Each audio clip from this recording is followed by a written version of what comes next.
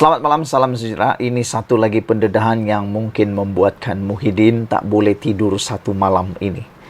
Apabila Muhyiddin diingatkan bahawa Muhyiddin mungkin sudah lupa bahawa DAP pernah membantu kemenangan beliau di Pagoh. Beberapa hari yang lepas Muhyiddin menyerang Zahid Hamidi dan juga UMNO. Muhyiddin kata belum pernah selama 40 tahun beliau bersama UMNO mengarah ataupun meminta ahli UMNO untuk menyokong DAP.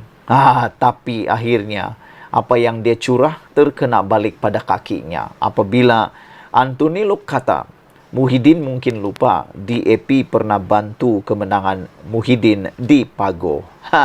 Dia cuba salahkan DAP, rupa-rupanya DAP pernah kawan dengan dia, pernah bantu dia. Jadi tak tahulah. Beginikah politik, kita pun tak tahu. Saya sebagai pengkritik politik Malaysia yang bebas, saya selalu kata begini, politik di Malaysia ini paling dinamik di dunia. Dulu kawan, sekarang lawan. Dulu lawan, sekarang kawan.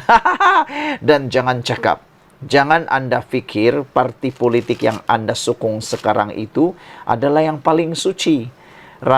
Bukan, saya tidak cakap satu-satu politik, parti-parti politik, semua ahli politik, semua parti politik yang ada di Malaysia, ini kecenderungan mereka.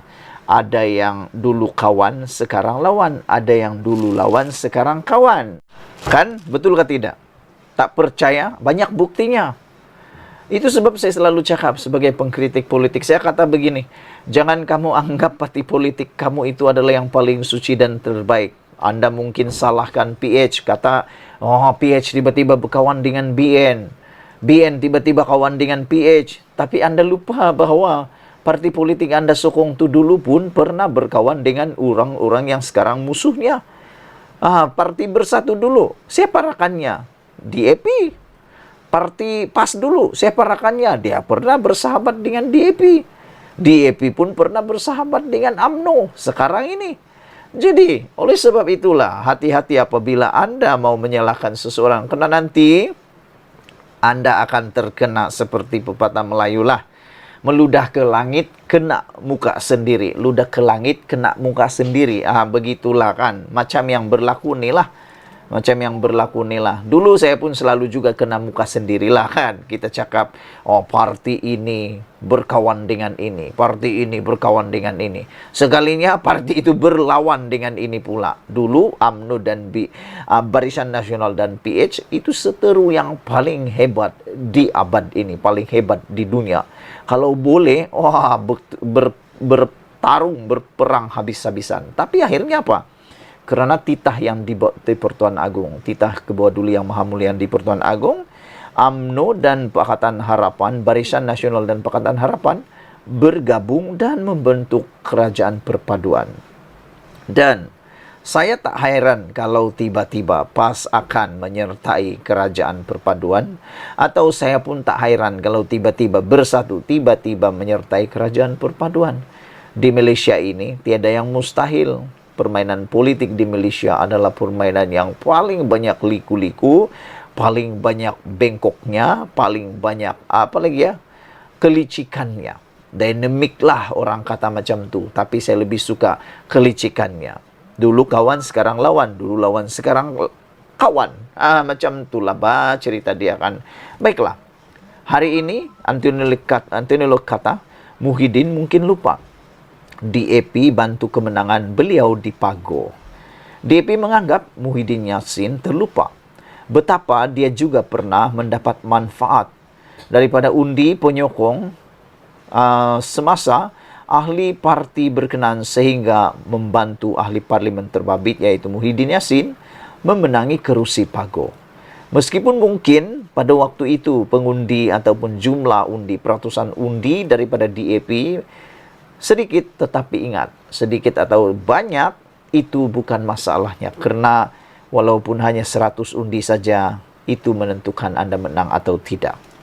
Setiausaha Agung DAP, Anthony Lok berkata, semasa Bersatu bersama-sama dengan PH, mereka berkempen untuk memenangkan Muhyiddin ketika dia bertanding dalam PRU 14 pada tahun 2018. Muhyiddin mungkin lupa dia pun pernah bersama dengan Pakatan Harapan dan sudah tentu berkempen bersama-sama DAP, kata beliau lagi. Begitu juga DAP pun berkempen untuk dia di kawasan Pago, kata DAP, kata Anthony Loke. Kalau bukan kerana pengundi PH yang memberikan undi kepada beliau, tidak mungkin dia menang semasa PRU 2018. Mungkin dia lupalah, kata Anthony Loke. Atau dengan kata lain, kacang lupakan kulit. Begitulah kan, kacang lupakan kulit. Buang batu sembunyi tangan.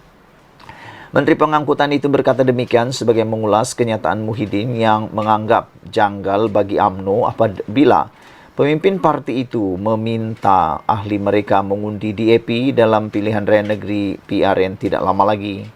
Gesaan itu dibuat bekas Setiausaha Agung UMNO Ahmad Maslan. Kata Ahmad Maslan, seruan itu dibuat kerana UMNO BN dan DAP PH kini sama-sama berada dalam kerajaan. Untuk rekod, Muhyiddin menjadi ahli Parlimen Pago sejak 2013. Ketika itu, dia merupakan naib Presiden UMNO dan memenangi kerusi berkenan dengan majoriti 12.842 undi. Apabila Muhyiddin diketepikan dari UMNO, ikuran krisis dalaman membabitkan dia dengan Najib Razak yang terpalit dengan skandal 1MDB, bekas Menteri Besar Johor itu bertanding sekali lagi di kerusi berkenan pada tahun 2018. Dalam PRU berkenan, Muhyiddin dari Bersatu mewakili PH dan mengalahkan calon Barisan Nasional Ismail Muhammad dengan perbezaan 6.927 undi. Apabila PRU ke-15 diadakan pada tahun lalu, November tahun lalu, Muhyiddin sekali lagi mempertahankan kerusi Pago. Kali ini untuk Perikatan Nasional dengan majoriti 10.007 undi. Sementara itu, mengulas gesaan Ahmad Maslan, Loke hari ini menjelaskan tidak ada apa-apa yang janggal apabila ahli-ahli politik atau ahli Parlimen Pontian itu bertindak sedemikian kerana kedua-dua parti adalah kerajaan. Ia memang logik apabila ada kerjasama antara parti. Sudah tentu parti-parti yang terlibat akan bekerja sama. Pemimpin DAP juga berkempen semasa PRN dan kami pasti akan menggesa ahli parti memberikan sokongan kepada calon UMNO, katanya. Ditanya mengenai dakwaan Muhyiddin bahawa Perikatan Nasional akan mendapat sehingga 80% undi dalam PRN tidak lama lagi, Loke berkata bekas Perdana Menteri itu berhak membuat apa saja ulasan. Dalam kempen pilihan raya, sesiapa sahaja boleh cakap besar. Tetapi saya fikir biasanya sesiapa yang melakukan hal itu akhirnya akan kecewa, katanya lagi. Sekian dulu kali ini. Jangan lupa tinggalkan komen Anda. Sila tekan butang subscribe. Malaysia kita punya. Kita jaga sama-sama cintai Malaysiaku. Bye-bye.